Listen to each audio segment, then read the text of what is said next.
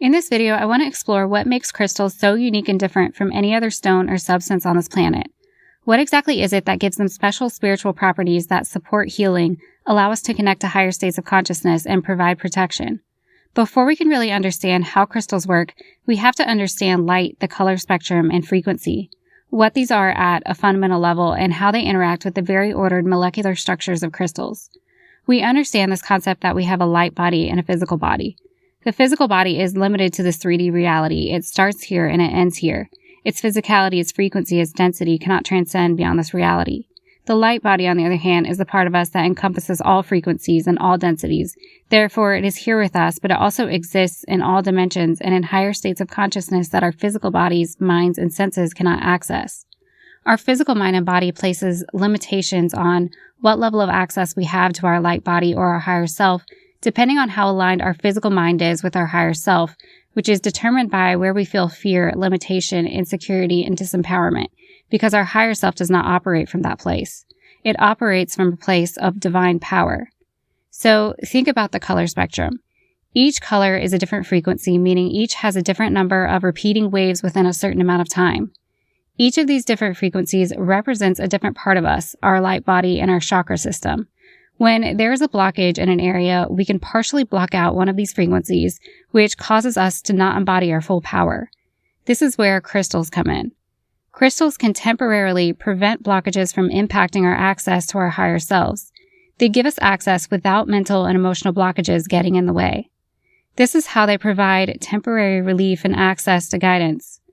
To understand how this works, we have to understand what light and colors actually are.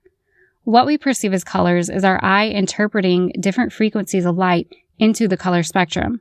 When we see an object as a certain color, it's because that particular frequency of light is being reflected off the object and coming back to our eyes, while all other frequencies are being absorbed by the object.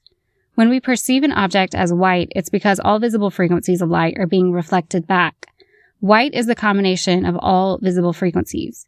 When we perceive an object as black, it's because all visible frequencies of light are being absorbed and none are being reflected back. Black is our eye's interpretation of a lack of light or color. When it comes to crystals, light can either be reflected back, absorbed, or pass through the crystal. Say, for instance, the frequency of the color purple is being reflected back, like with amethyst. Then we perceive it as purple. The reason why crystals have their colors, or some parts are totally clear and other parts are colored, is because of impurities in the crystal like iron or imperfections in the crystal structure. Natural radiation or exposure to radiation in a factory impacts its molecular structure where it now reflects and absorbs different frequencies of light, which causes these impurities to change color.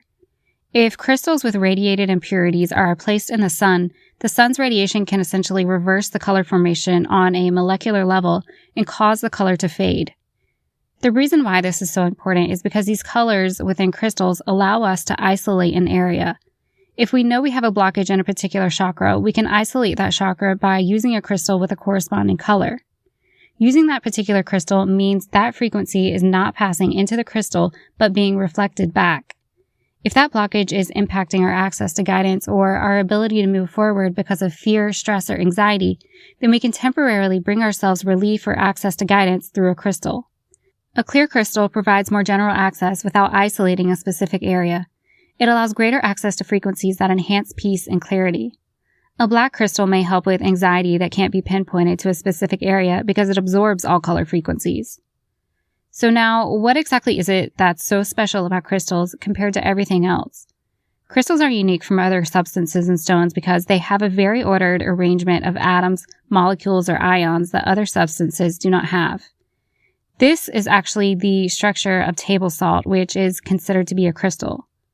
What's so interesting is that higher dimensional mathematics can actually describe crystal structures more fully than what is visible in the 3D plane. Take quasi-crystals, for example. These are a highly unique type of crystal. They are used in non-stick pans and LED lights because of special properties like hardness, low heat conductivity, and low friction. These crystals obviously exist in the 3D, but they can be explained more fully through 6-dimensional math because what exists in the 3D is a projection or simplification of something much more complex that exists in a higher dimension. Dimensions are layered on top of each other like different levels of perception. In the third dimension, there are just limitations on what we are capable of perceiving. In the 3D, we actually perceive everything in the second dimension. If you are looking out at a forest, it's going to look exactly like a 2D image. The only reason it appears three-dimensional is because of shadows and light. In the fourth dimension, we would perceive everything in the third dimension, meaning we could see all around an object at the same time. We could see the front, the sides, and the back all at once. The dimension we currently exist in is like seeing a limited view of what really exists. Because crystals are an object outside of us that we can connect with in the 3D that also exists in a higher dimension, they can assist us in connecting with higher planes of consciousness. They temporarily assist the physical body and mind in connecting with the light body. Our 3D selves are like one aspect of our full selves that can produce fear-based blockages that disrupt this connection. As we heal, we are allowing more access to our full selves and embodying more of our natural power. I also want to talk about the use of crystals for protection. It's well known that crystals like hematite can absorb or deflect harmful radiation, and I want to note that not all radiation is harmful. The term radiation includes all frequencies, including visible light. Radiation absorption occurs when radiation like gamma rays or X-rays have high enough energy to remove electrons from atoms and molecules within the crystal. This is called ionizing radiation. Crystals are actually used to protect from this radiation in nuclear reactors and are being considered for use in spacecraft computers by providing shielding for the sensitive components. It's important to keep in mind that there are a limited amount of frequencies that are perceptible to our ears and eyes, and when frequencies are on the lower and higher extremes, they can impact and cause damage to our physical bodies. Our physical bodies just can't handle them. Very low frequencies can cause headaches, anxiety, fatigue, high blood pressure, and issues with sleep. Very high frequencies can cause damage to our tissue and cells. This comes from the frequencies we typically call radiation. Frequencies on the higher end can also cause an increased heart rate and the release of stress hormones. My theory is that this is how spiritual attack occurs, through frequencies that our bodies can't handle, that increase stress and anxiety and cause issues with sleep and fatigue. Crystals can protect by absorbing high ionizing frequencies, deflecting frequencies, or changing the frequency of an energy wave as it passes through the crystal because the frequency of the energy wave combines with the resonating frequency of the crystal. There is a question, though, of how big does a crystal need to be to fully shield us from all harmful energies, and does it need to be directly over the area that needs protecting to absorb these energies?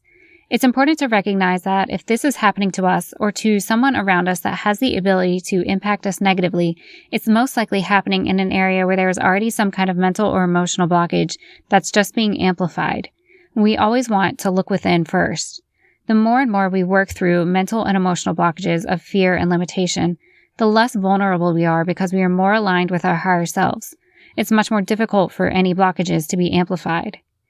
Radiation that is absorbed by crystals can be released in the form of light when exposed to the sun's UV rays. There's actually a method for dating sediment called luminescence dating, where crystals in sediment that have absorbed natural radiation over time are exposed to UV rays, and the amount of light emitted from them is measured to determine the age of the soil. Radiation can actually be cleansed from crystals by the sun, but of course this can cause fading with colored crystals, and the rays from the moon are not strong enough to create this effect. Also, crystals, which are really just any substance with highly structured atoms and molecules, can be found in the body in white blood cells to store proteins, to store insulin in the inner ear, in our bones, and in the pineal gland. They all play vital roles in supporting our health and well-being. Diet and stress can actually impact the formation of these crystals, which can have a negative impact on our health, whether from an overproduction of these crystals like with gout, or the calcification of the pineal gland, or an underproduction which may be linked to diabetes and inflammation. Not only are crystals a tool for clarity, guidance, protection, soothing, and to help us with our healing journey, they also play an important role in the health of our body when in balance. When we can bring ourselves into balance mentally and emotionally, we can manage stress better and we can make healthier choices with our diet. Crystals may not be a magical solution, but they play such an important role in our lives and can support us in finding solutions within if we allow them to.